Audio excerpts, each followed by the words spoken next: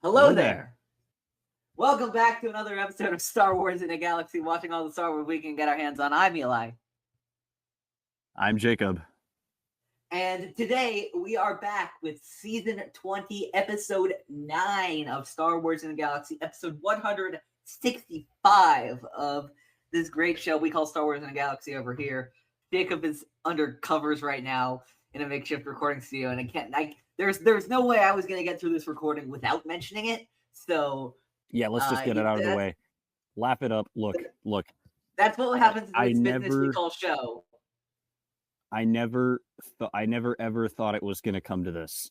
I really didn't. But I'm currently, I'm currently the quality audio on my is mattress. Crisp, though. I'm on my mattress under the covers because there's a lot of background noise that I can't get rid of. But it's actually working. So I guess actually working. This is like when you're like fourth grade recording on GarageBand past your bedtime type of episode is what it's gonna be like today. No shit. Wow. It is. All right.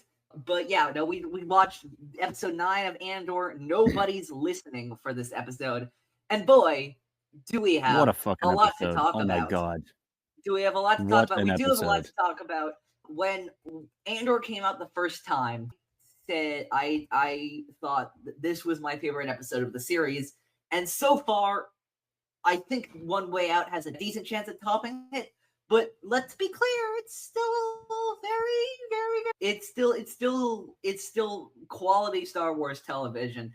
But let's get into this. So, for the summary of the episode, the A-plot is back at Narkina 5, where Cassian and his fellow inmates, prisoners, however you want to call them, are still feeling the wrath of the cruel and unusual punishment that the Galactic Empire is forcing upon them. Yeah, things are getting pretty bad. The forced labor is horrible as always, no doubt about it. And they start noticing certain patterns of when certain people get brought in, and Cassian, to his credit, already starts to plan some sort of outbreak, which we will of course see next episode, beginning by asking Kino Loy, his supervisor, how many guards are on each level, which Kino refuses to answer.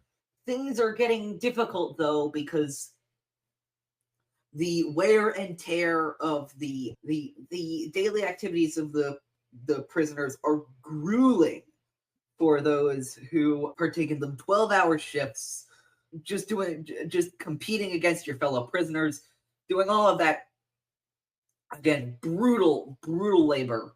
And what was I going to say? Cassian starts to figure out the dynamics of the prison with a panopticon sort of layout where constantly the prisoners think that they're being monitored by the Empire.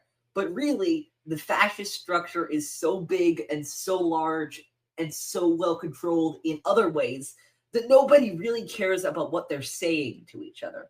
They can just, as Cassian says in the episode, they'll just turn the floors on and off every once in a while, torture them a little bit and let them live in the fear that they might be caught. But in reality, as the title of the episode says, nobody's listening. And that revelation lights a fire in Cassian, as well as some of the other inmates he's stuck with, like Ruth Scott Melshi, who's becoming a greater friend and ally to Andor at his table. However, the oldest member of Cassian's table, a kindly old man named Ulaf, is clearly depreciating under the weather of this brutal forced labor. I'm going to use the word brutal so many fucking times this episode. But Kino Loy specifically encourages him to keep going, telling him that he's only got 41 shifts left before he is to be left out. He is to be let out of the prison, and hopefully he can live the rest of his life a somewhat free man. Meanwhile, rumors are spreading around the prison using the hand signals, using their various methods of gossip trains about something that happened on level 2 that nobody's quite sure of. What happened on level 2? the short story that they know is that a bunch of people died, but nobody really knows what the dynamics of that are.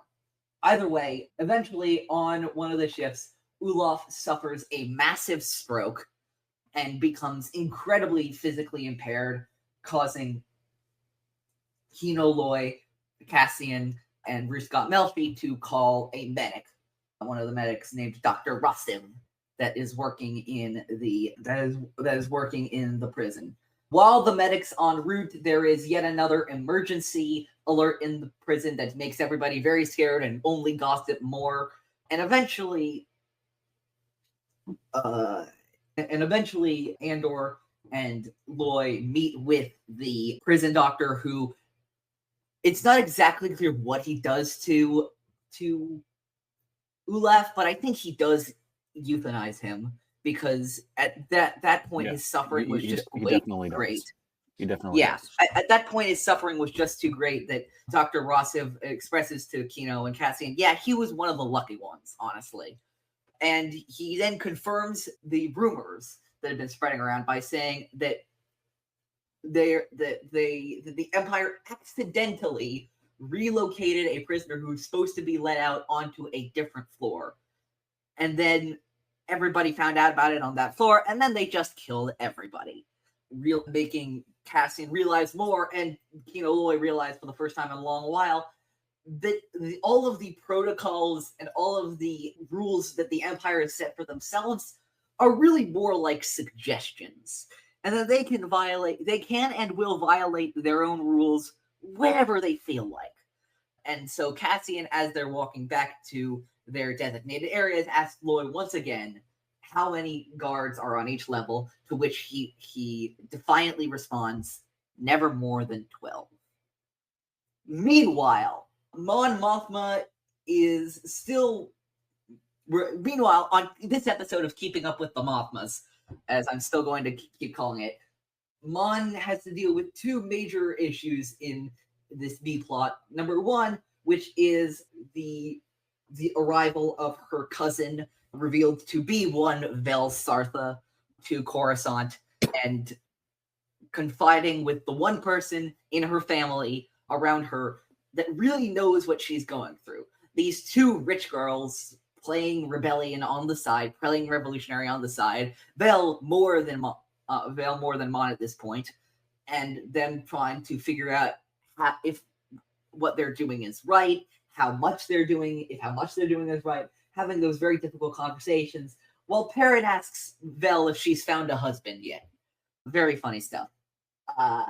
Meanwhile, she has to converse more with Tay Kolma to figure out how to cover a $400,000 credits. To figure out how to cover up 400,000 credits that have just gone missing from her account that she's been trying to transfer over to her charitable fund, secretly funding rebellious activities. Story short, Kolma highly advises her to meet with a well-reputed member of the Chandrilan underworld named Davo Sculdin, which Mon Mothma carte blanche objects to, and Tay basically says, well, do you want them to find out? Do you want the Empire to find out or not? And we leave it there for this episode. Meanwhile, on Ferrix, Dedra Miro goes to Ferrix and brutally interrogates Bix Killeen about any association she has with Cassian Andor or the man she refers to as Axis. When those interrogations prove to be unfruitful, she enlists the help of Dr. Gorst, who subsequently tortures Bix with the sounds of a species called the Dizonites on the planet Dizon Frey that the Empire brutally genocided, whose screams made Imperial officers cuddle up in a heaped mass once they heard it. So he is torturing Bix with the sounds of massacred children that the Empire genocided. Lovely stuff. We'll get into that later. And of course, I think my tone suggested, obviously not lovely, obviously so horrifying and disturbing in a measure beyond recognition. Meanwhile, Syril Karn is once again egged on by his overly ambitious mother, Edie, and eventually takes to stalking Dedra Meero outside the headquarters for the ISB because he's Syril and he's a fucking creep, and just, God, what the hell is that guy doing? Meanwhile, inside the ISB, being Syril at this point, it's ridiculous. Syril is being Syril and just being a horrible human being. Meanwhile, inside the ISB, a pilot from a rebel group is captured by the Imperial Security Bureau that is quickly identified to be from Anto Kreegyr's group and notifies the ISB through torture, I assume, about an upcoming attack Kreegyr has planned on an Imperial station at Spellhouse, the very one that Luthen was trying to convince Saw to join up with Kreegyr on last episode. And they decide to make the pilot's death look like an accident, to not arouse rebel suspicion that they had any upcoming information about the attack. Is there anything else about this episode that I missed? A lot's happening. Yep, no, I got everything. Jacob, we have a lot to cover today. We certainly do. Let's start. Like we always do, or like we usually do. Let's start at Narkina 5. The horrors intensify is the real takeaway I have from this episode, which is just everything you saw from last episode. It's worse. How bad it was last episode, it's worse. Yeah, pretty much. I mean, sorry, continue. No, you go ahead. Yeah, I mean, it's at first it's just everything is continuing apace. It's pretty brutal, but it is what it is. Kino Loy is sort of, simultaneously being the enforcer and kind of watching over everyone. Cassian and the other prisoners, they're already starting to sort of lay the groundwork. Cassian, just going to the bathroom, just filing that pipe every day. Getting ready for something. We're not sure what yet at this point. And then it really intensifies as soon as we hit the bridge again. The glass tunnels where all the different crews get to sign to each other. I mean, it's heartbreaking. Even from the very beginning of the episode, they're clearly building up to Ulaf.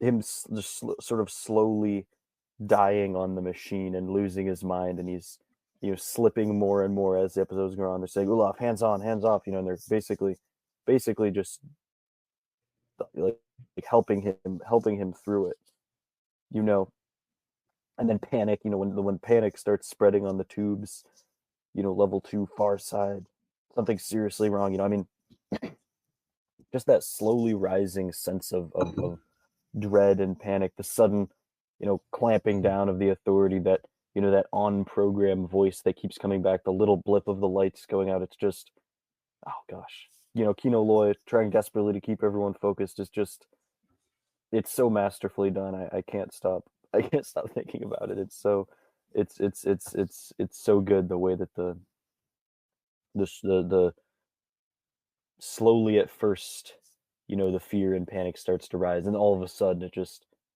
breaks open, kind of by the end of the episode. Yeah, so we have, as Jacob's saying, the tension is building up. So like we're getting the same simmer as we did with the Aldani arc. But yeah, so we have, Cassian is already starting to like notice how the prison works, how he can take it down. He's starting to do like the carving thing on one of those exposed pipes behind one of the walls, which I forgot that he did that before we saw Omega do that. I mean, technically in the timeline after, but before release wise, the infamous like Shawshank type method of like trying to find a way out in the walls and stuff like that. Yeah, 100%. He's already growing into a rebel. This is the arc where Cassian. This is such an important arc for Cassian because it is where he realizes the exact depth of Imperial cruelty and everything he has to lose in that. So when push comes to shove, he is a revolutionary and he will act that way. Now he has no choice. Now he has no choice. By the end of the episode, he really doesn't have a choice, as we will get to. So he is incredibly willing to put everything on the line. Yeah, and he starts the one of the characters that was majorly talked about when this arc was premiering, I remember, was the incredible character arc of Kino Lloyd. And I agree. And Andy Serkis does such a great job as this character who is somebody who was beaten down over and over again by the system. Who knows how long he's been here. But Cassian is slowly getting to chip away at a lot of the, I think, emotional armor he's built around himself for protection. There's that line I have written down. There's that exchange I have written down in here. Cassian asks, "You never think about escaping?" And Kino says, "I won't answer that." The emotional wall Kino has built around himself keep him somewhat emotionally stable, but they also still keep him ultimately a prisoner and slave to the Empire. And it's the inspiring thing about this episode is seeing those walls broken down, seeing a combination of Cassian's, pleas to him and encouragement to him, inspired by Nemec's manifesto, I believe. And the revelations that Dr. Rossiv, perhaps, and seeing the revelation and hearing the revelations from Dr. Rossiv about what's really going on.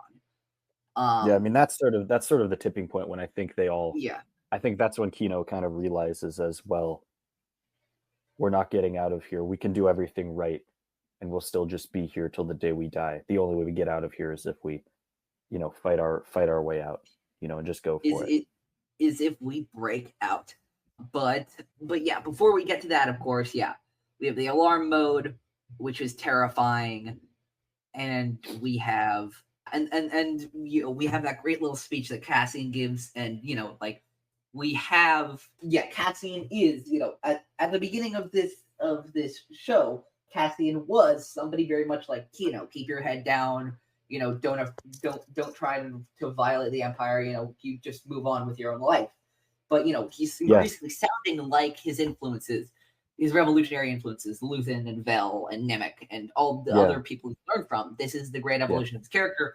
And Diego Luna, I feel like I can never say this enough, is just nailing all of this. He's just nailing this performance of, this righteous indignance from Cassian of, come on, we can do better.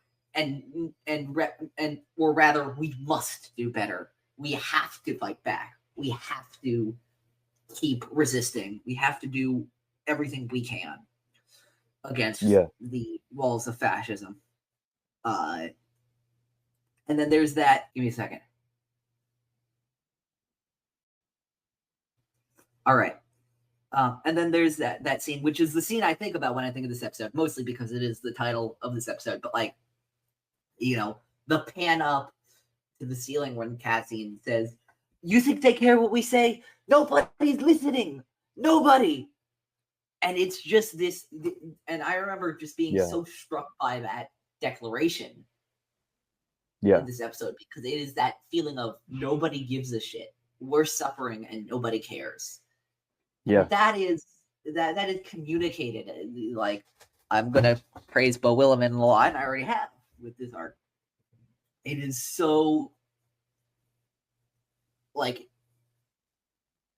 I have so many moments, and I'm betting so many other people do as well, especially I feel like with a lot of stuff that happened during COVID, of nobody's listening. We're trapped in these rooms. We're we're striving for change, whatever that looks like, and nobody's listening. And we are in a I was in a far more privileged position than Cassian was at that time, of course. But the feeling still resonates. Yeah, the emotion still resonates, and it's incredibly powerful. Do you have anything else before we get to where the in the state of despair before the dominoes start to fall with Ulaf's death and all that kind of stuff.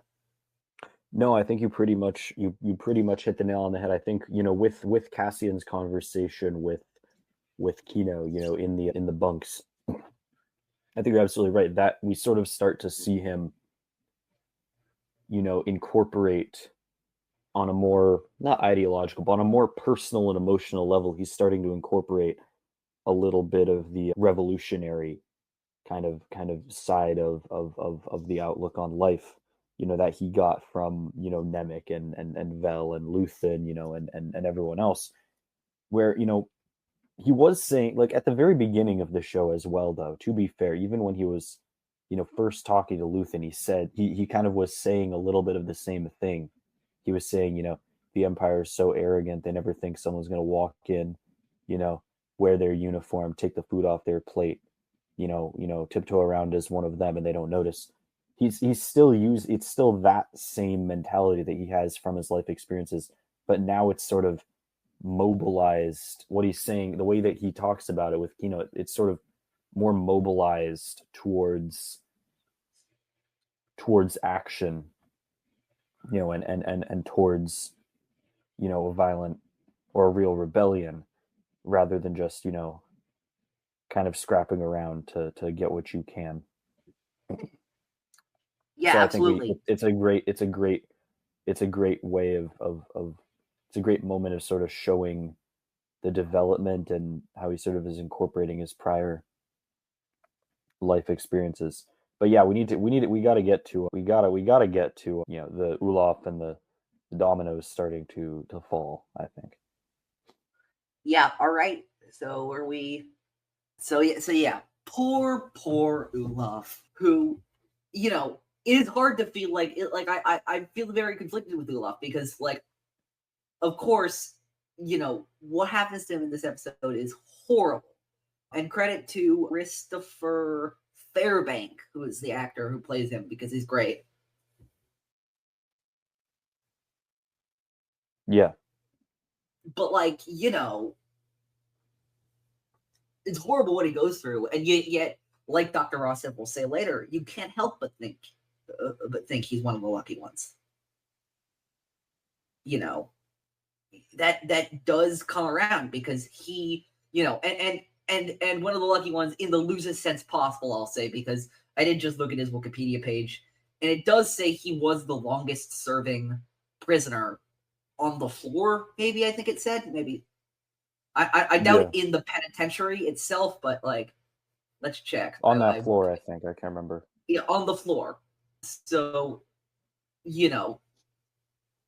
he's gone through more suffering than any of these guys have. And that's absolutely not to wave that off. But like this episode specifically, it's finally over for him. He is finally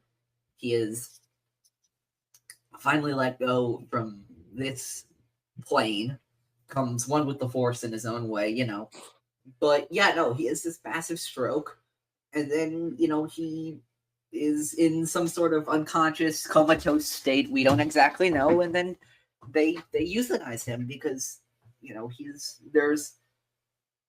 is ironically, like, although, like, I think the Empire would agree because he's not really useful to him at to them in this state. I do think it was, in some way, at least by Dr. Rossif, a merciful act because, he was suffering and they did put him out of his misery. Yeah.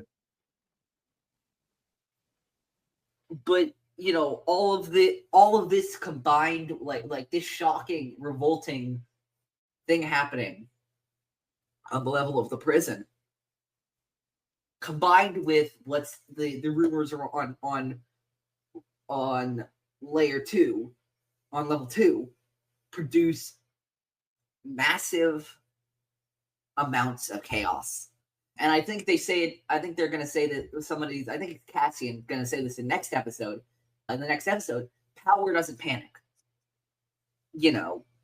This amount of chaos is not good for the Empire. Is in fact very bad for the Empire. So it's like what Kino said, they just need to keep checking in every day. That's for them. That's the name of the game. Yeah, and so that's what's so revealing about in this episode. We have that, which it's been gift on social media a whole time, which is him like realizing that dynamic, which is when he's on program, he goes, "It's just another day, another shift," which is him still, which is him still clinging to what little power he had, even though he's slowly realizing I wrote in my notes, it's such panic in a voice that is trying so hard to be firm.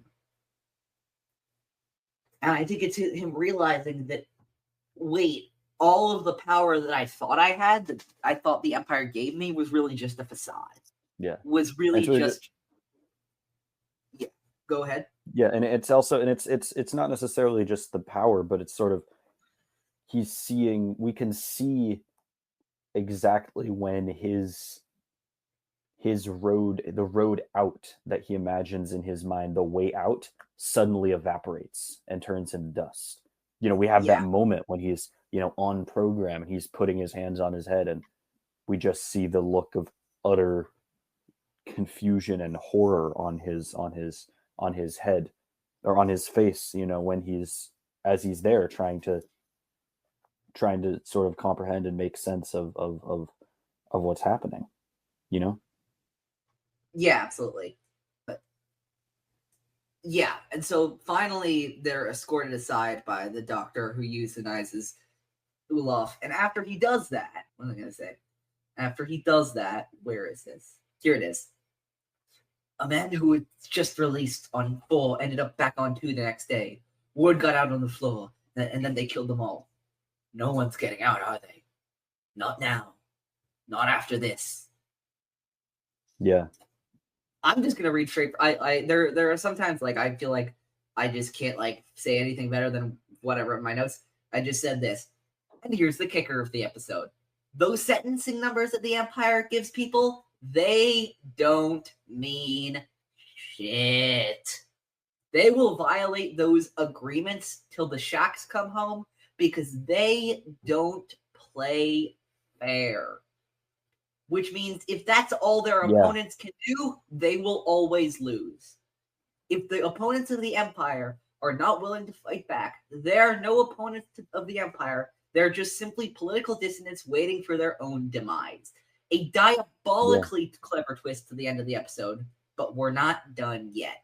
And this is the moment where Kino's, all of those emotional walls that Kino has built around himself come crumbling down, and lead up to One Way Out, where Cassian and Kino especially are going to act like a fucking wrecking crew to all of the walls that the other prisoners are building up. This is the realization that all of the perceived safety you have in here is a complete hoax, and that really they're not going to. The Empire's not going to be the Empire's not going to act until being acted upon. Yeah, exactly. And like as long as it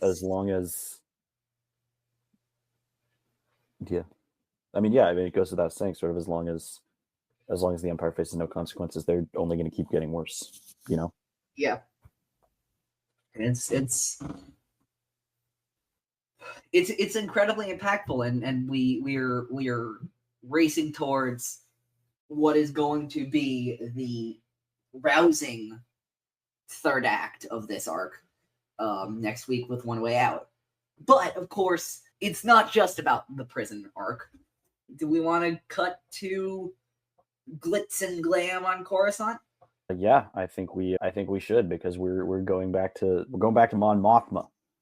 We're going back to Mon. Sort of, for the first time. Well, before we even get there, Vel is back. A little bit of good old family drama, family friction, of course. Yeah. Before we get to Mon and Vel, even though, I wanted to say, just because we begin with Mon talking in the Imperial Senate against the PORD. And again, not to read from my own notes too much, but like I said, Mon is a genuinely good speaker and good person. The only problem is that those qualities are not the norm in the Imperial Senate and really hadn't been in the Republic Senate before it for quite some time. Mon is speaking up for basic humanitarian values like decency, respect, and tolerance in an age where those values are seen as weak and stupid. Reminds me of some of our own politicians here in this country who are trying to do the right thing, but keep bumping up the fact that many of the legislators in this country would just rather be cruel. Yeah, they just don't give a shit. Yeah, I mean, I think that's really striking. That's really striking. You know, you hear her giving her speech, you know, and then she quite literally, the same way that she's figuratively being drowned out, that her sort of message of, you know, reason and reason and empathy and humanity is getting drowned out. Just like that, she's literally getting drowned out. People are saying, she speaks the truth, shut up, be quiet. Most of them kind of heckling, and she gets drowned out. She gets drowned out by the hecklers in the end. So yeah, I mean, and we see her kind of in the car, and like you said, I think that's an emblematic moment, to say the least. Yeah, absolutely. And then we find out, and the twist, of course, in this episode, and you know, they foreshadowed it with Cinta's speech to Vel about her being a rich, spoiled kid trying to get away from her family. But the twist that Mon and Vel are cousins, I think it's a really great one. And what I really enjoy about this twist and how they use it and how they use this dynamic with the two of them is that Mon so far has been in this horrible situation where she's trying to do the right thing, and yet she can't discuss it with anybody close to her. That's one of her. Give me a second. Sorry, just my ear was getting weird. That's one of her biggest problems right now, I feel like, personally, is that, you know, she doesn't have anybody to confide in about this. And Vel, she obviously has a great relationship with. And it is just I love all the scenes with them, because it really, like, there's just this great dynamic with them, and specifically like the idea of these, you know, these two strong, powerful women trying to use their privilege, trying to use their status to help for good, topple to help topple the very system that in some ways benefits them, you know, while maintaining appearances. They're two of the only people who can understand what it's like, and that they are indeed related by blood is just such this miracle for them, because it means that it means that they can both have somebody who understands what they're going through. And, you know, it also deepens a lot of Vel's stuff, which is why she's so committed to all of this.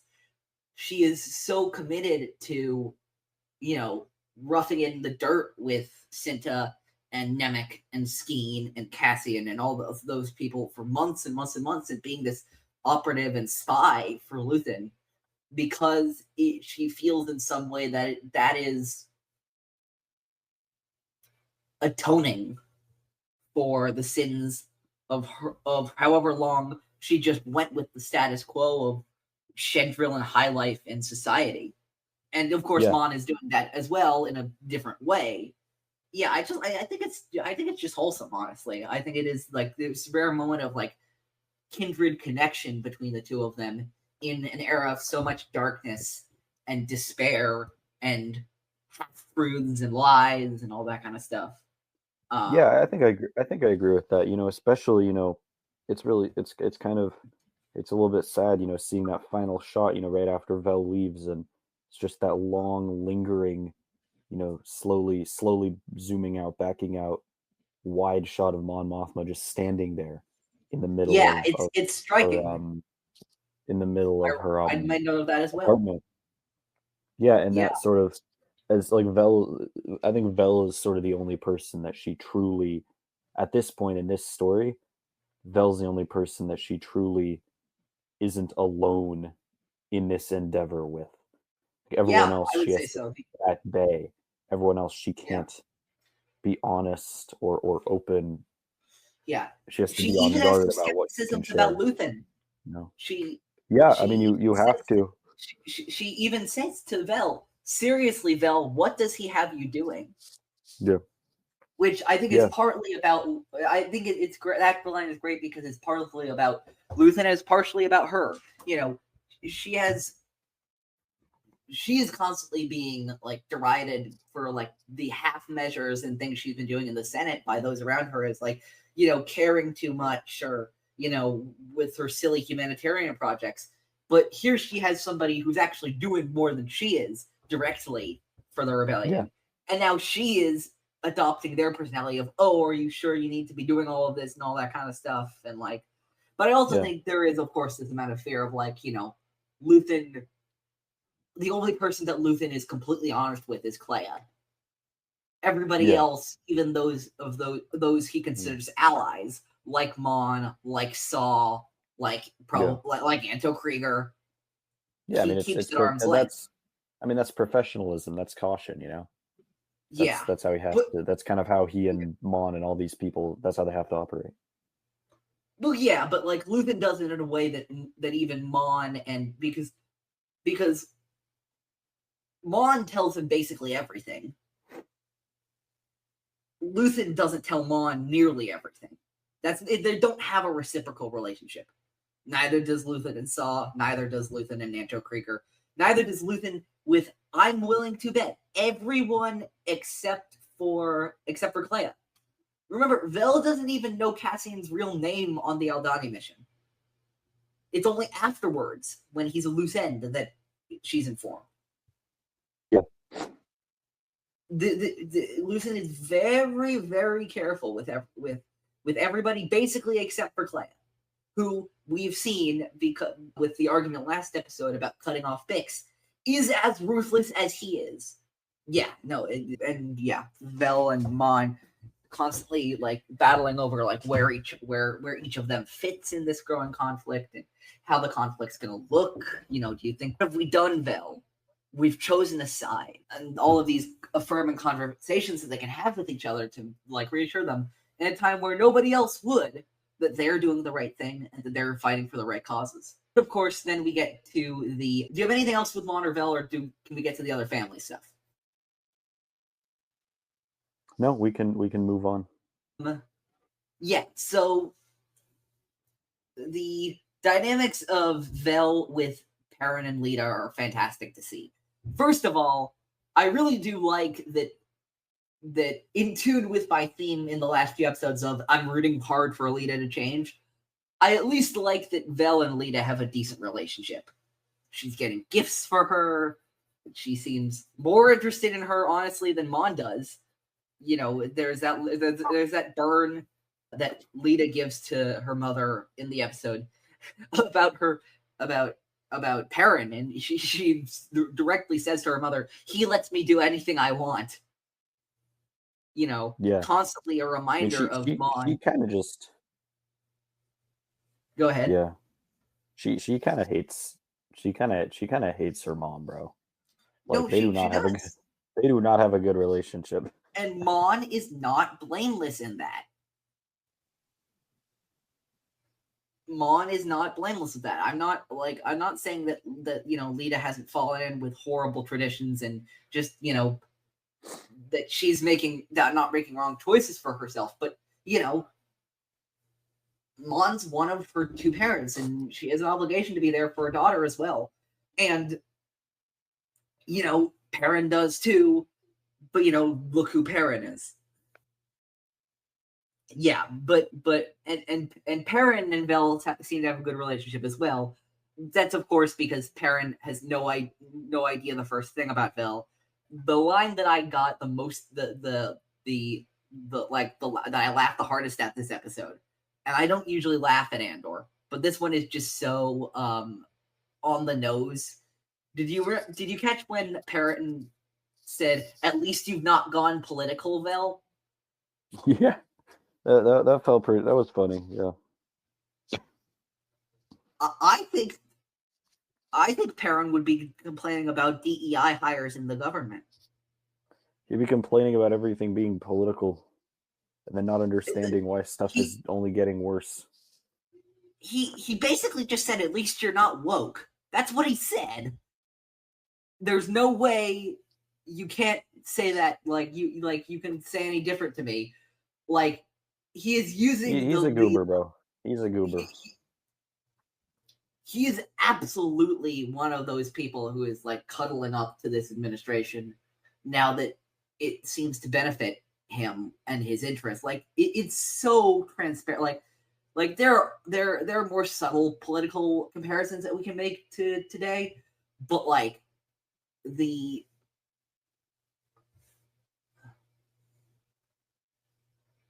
there's some that are just becoming a little too obvious. Also, the hilariousness of who's left of any value as a husband at your age, and that little smirk that Mon and Vel give each other, like, yeah, this motherfucker, he doesn't know the fact that Vel ain't interested in any men is fantastic. Love that shit. Love it. Yeah. Anything else of Vel with the family, or do you want to go on to the conversation Mon has with her friend Tay Kolma? Let's do it. Tay Kolma and Vel is Tay Kolma and Mon have this conversation at the end where, they have to cover up this 400,000 credit hole in Mon's accounting, or the Empire will clamp down on her like, a bunch of fucking vultures. And here we go and introduce Davos Skolden, who we will meet in later episodes. Davos Skolden is a character that I absolutely think we should get more background on. Because Mon directly calls him a thug. Yeah. Yet he's a Chandrilan thug. And we don't know anything about this guy, but she clearly hates his guts. Yes, and I don't think that is unjustified. Yeah. I think that is incredibly justified. He seems like a slimeball from the other episodes. However, what I think is so interesting is that Chandrila is one of those liberal, sophisticated worlds, where everything has to be very classy and there are rungs to the society. Yeah. Jabba the Hutt and, Lon Pike and Prince... Well, actually, yeah. I would say that Davos Skolden, actually, of all the major criminals in Star Wars, is the most similar to somebody like a Prince Shizor. But, like, all of them have their brutality to them. They have their crude brutality. Yeah. Jabba has scantily clad women dancing for him and engages in drugs and and all of these all these very crude and brazen and violent behaviors. It's showy. Davos Skolden has a wife and son, and he dresses in fine clothing, and like, we don't know exactly what the criminal things that he does, other than smuggling money from Mon this one time. So I'd be interested to see how criminality is portrayed in such a supposedly quote-unquote high-class society like Chandrila. That fascinates me. Oh, yeah. Absolutely. I mean, I think part of that is, that is sort of the Andor's approach is often the nuance of saying, hey, it isn't necessarily, in life, bad people, or people who, use their power and influence and whatnot for, evil, selfish, cruel purposes, destructive purposes, whatever you want to call it, thugs, we can call them, they're not all, it's not always a Jabba the Hutt, it's not always a, I'm, driving around with 5, the black Suburbans, and I got my bodyguards, and, we got our Yakuza tattoos and this or that. Like, that's not always how, you know what I mean? Like, yeah. Like, and sometimes they are. Yeah, Elon Musk takes his kid around with him, like, Yeah, but then on the flip side, think the show might be making a point there. I can't remember in the future in the remaining episodes of the season. I can't recall how much we see of this guy, but I think the bigger part of the bigger picture here, I think, is that as Mon Mothma's sort of going from, she's sort of starting the transition from sort of quietly, you know, pivotal position, but sort of quietly on the side, you know, sort of getting this rebellious work done, to really making it the focus of her life's work, you know, and eventually, you know, calling out the Empire directly, you know, down the line in Rebels in a few years. This is sort of, for her, all these experiences are sort of, we're seeing her decide what kind of rebel she wants to be, you know, because we have people, absolutely. We have a Luthen, you know, we have a Saw Gerrera, you know, we have people who are, you know, unscrupulous, very scrupulous, uncompromising, you know, unbending, bending in their own ways. And this is her kind of trying to figure out, who is she willing to work with? What is she willing to do? You know, and that leads her to become the kind of leader and the kind of rebel that she does, which is someone who doesn't really want to compromise on principles a whole lot. And this experience is, this show is kind of telling us, this is her figuring that out, you know, because this is the first time we really see her like really have to make an unsavory, you know, decision for the sake of the rebellion. Yeah, absolutely. Yeah, so that's Mon's arc in this episode. Playing the game, playing other games, playing games that she didn't think she was going to have to play. Do we want to go? I was thinking I want to go back to the beginning of this episode with the Bix storyline. Yeah. Let's do it. Yeah. I mean, this is...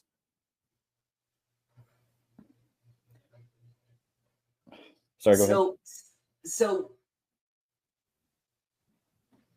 you know, what I think is so interesting, first off, is we really do get, and it's something that I admire, because I think we really need it in the same episodes and after episodes, where Dedra is kind of viewed in this protagonistic lens, to remind you and us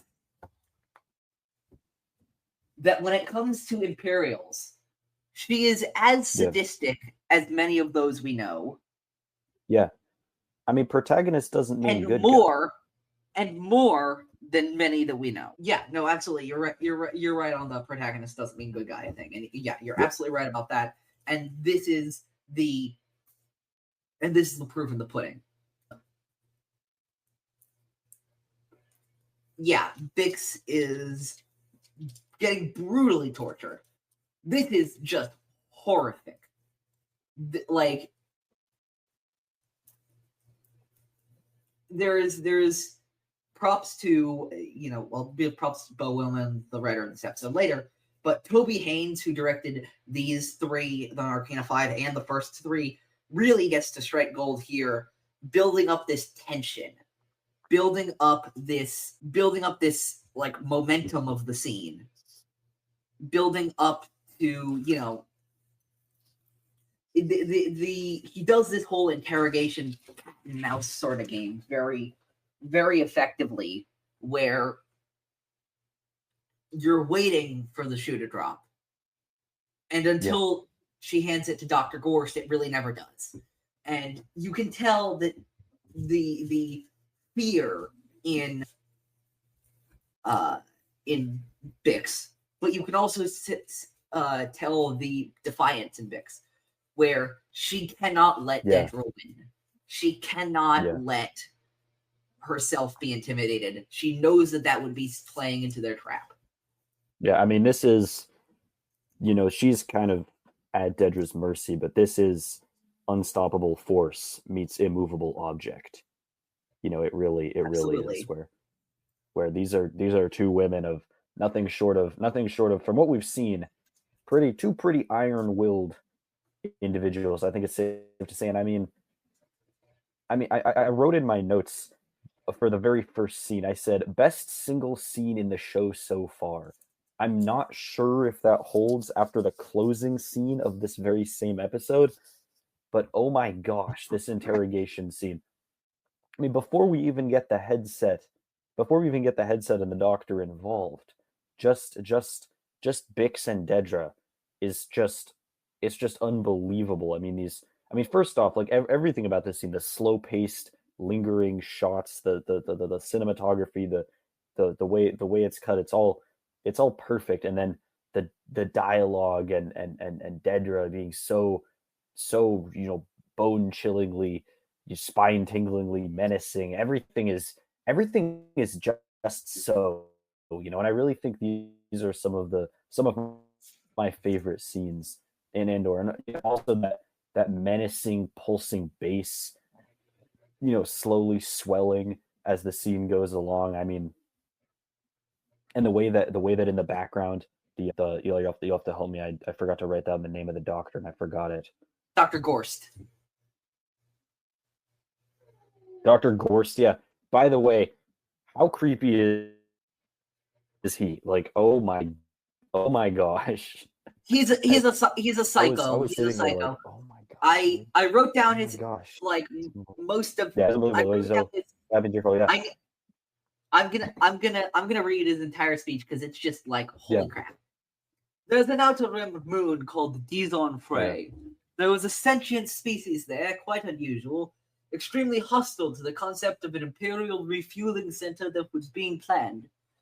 I say was because they created such a stir that the local commanders were granted permission to use any means necessary.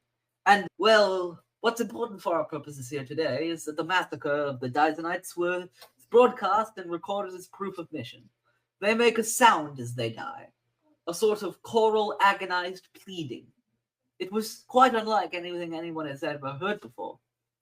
There were 3 communication officers monitoring the documentation, and they were found hours later huddled together in various states of emotional distress in a crawl space beneath the ship's bridge. We've taken the recordings and modified them slightly, layering, adjusting. We found a section of what I would believe are primarily children, which has its own particular effect. I need to understand what Beau Willimon was doing here. Yeah. Like, how could somebody write that? It is so heinous, so sadistic, so terrifyingly precise that I can't help but be impressed with it. Just outrageous, bro. Just outrageous. I'm not condoning this by any stretch of the imagination. I mean, yeah, oh my but God. Just the writing creativity that comes up to create such a unique, and again, I'm going to say, like the language in the Constitution, cruel and unusual form of punishment is crazy. What makes this stick out to me so much is that it isn't just about how horrible the sound is, which of course we don't end up hearing. It's about how deliberately the backstory was outlined. The Empire colonized a world and committed a genocide against an innocent species. Unfortunately, tale as old as time. This is what the Empire's MO. We've known this since 77. But now they're playing back up the screams of the murdered colonized children as they die as a form of punishment for their prisoners. There are about 6 or 7 different layers of how incredibly fucked up this is. And I'm just genuinely amazed at the stroke of genius. Yeah, I think it's for Willimon and the writing team to come up with something this wild. Yeah. I mean, I think it just serves the story as a moment where the audience, for this moment of Bix, completely being at the mercy of the Empire, we're really, this as viewers, we're really, really scared for her and kind of on the edge of her seat, hoping that she's going to be okay and that she's going to find her way out of this situation. It's a moment to just sort of overdose on the ridiculous cruelty of the Empire, and of the individuals in this case. Like, I think a lot of times in the Empire, there's a lot of individuals who aren't necessarily, like when you're talking about like random stormtroopers and stuff, these are individuals who are fully into the heinous shit that they're doing and they love it. And that is obviously all the more. The cruelty is the point. All the more. Yeah. So yeah, really memorable stuff here. Gosh, I don't even know. Speaking of Dedra, do we want to talk about, because she has her meetings and then she has, we have the whole I just want to add one more thing to the interrogation, which is that we have that shot of the cut to the outside of the interrogation room after Bix is sufficiently tortured for the Empire's purposes by Dr. Gorst, and it's a cut exactly like the one that succeeds Leia's off-screen torture in A New Hope, which is very cool to see. Oh, you're right. Yes. Oh my gosh. Yeah. That was one of the most chilling moments, when you hear her start to scream and then it sort of really has a really jarring, loud cut to the factory floor on Narkina 5. That's really one of those moments as well. Yeah. But yes, let's get to Syril and Dedra on Coruscant.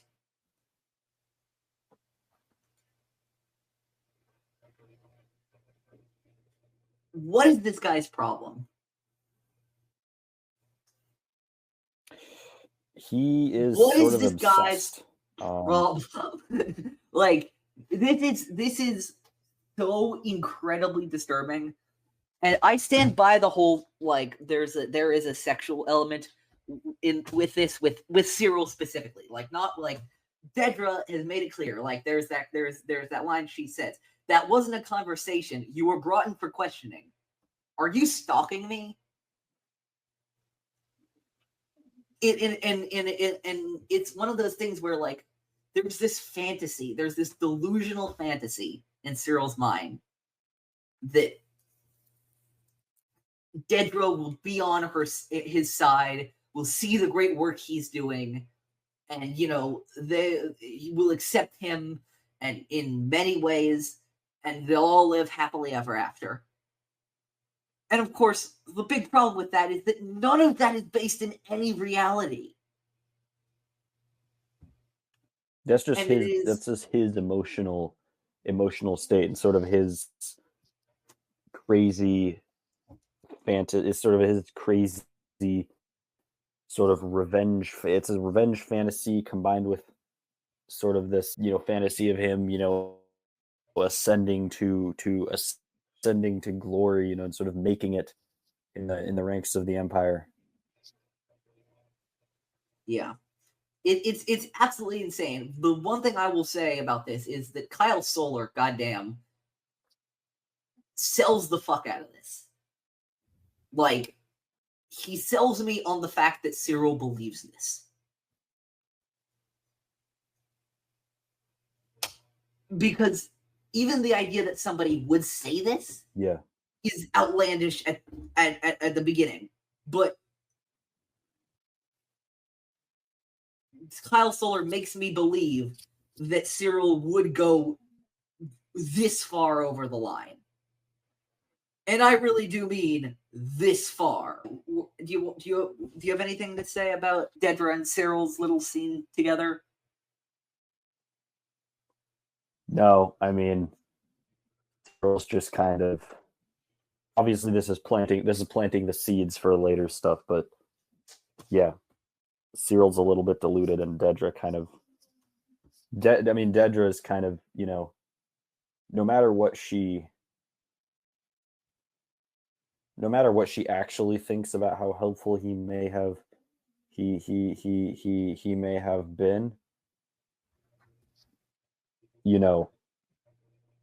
she doesn't give a shit. She's got to keep moving. It's in her interest to push him to the wayside, and tie up all the loose ends. Yeah, this whole thing is just crazy. Yeah, and then we get the revelation that inside the ISB that one of Anto Kreegyr's men was captured by the Empire, and they're just gonna try and, what am I gonna say? So inside the ISB, we see that the Empire has captured one of Kreegyr's men and gotten out of him through probably as bad torture as Bix. What the plan is from Kreegyr's cell about the attack on the Spell House power station is, and they decide to make his death look like an accident, so the rebels don't suspect a thing. But of course, pretty good plan. They have one pretty good plan. They only have one problem, which is that the rebels have a mole. But we will get to that in the next episode. We will find out. More. I'm very excited to see that. Yes. Anything else from this episode that you want to talk about before I get to my final thing that I forgot to mention from a previous section? But I think it's actually good that we saved to last, because it is indeed the last part of this episode. Yeah. Do you have anything else to say about this episode before we get to a final point that I accidentally forgot to cover in one of our previous sections? But I think it's actually good that we end the episode with this. But other than that thing, do you have anything else to cover that you want to cover? Not really. This is definitely my favorite episode. In a show chock full of standout episodes and standout moments, in my opinion, this is my favorite episode so far. I think it's bookended by the two very best single scenes in the entire show. I think Bix being interrogated by Dedra Meero is just fantastic, and I think the Doctor telling Cassian and Eloy what happened, and Kino and will realize that it's happening. We're set up for next episode. There's going to be wall-to-wall, wire-to-wire replays. All right, so I think we should get to the final thing of this episode, which is, of course, Cassian once again asks Kino how many guards are on each level. Kino finally gives an answer: never more than 12. And this is it. This is the final shift for Kino. He has realized he has nothing left to lose and everything to gain, which, of course, as you said, is going to lead us into the next episode, One Way Out. Never more than 12. I remember so many, the impact that line had on so many people. And yeah, no, I totally agree with you. This so far has been my favorite episode of Andor. Yeah, there's been more tension, more energy buildings, more storylines developing, more intrigue finding its way through the story, more characters, more relationships, more of everything. And it's been a treat to watch this stuff develop. I think Beau Willimon is an extremely good writer, and I love what he's been able to do with this series so far in his 2 episodes. And I can't wait for it to be wrapped up in the next episode of Andor, which we will be covering next week on Star Wars in a Galaxy with a friend of the show, many-time guest on the show, host of Anytime with Ken and Alden and Octo Radio, a Star Wars podcast, our good friend Alden Diaz, here on Star Wars in the Galaxy. That will be posted next week. In the meantime, you can follow us. You can listen to us everywhere on all podcast platforms. If we're not there, email us at swinagalaxy@gmail.com. You can follow us mainly on BlueSky at inagalaxypod.bsky.social. And also on Instagram at inagalaxypod, but we're not really active there. You can follow me everywhere at my linktree, linktr.ee/_OGFan327, which will take you to all of my links for stuff. Epic Confrontations.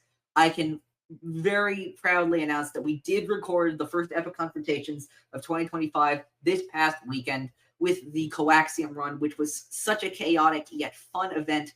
And I'm hoping to have it out by the time that nice. I'm hoping to have it out by the time our episode with Alden releases. But that is admittedly an ambitious goal.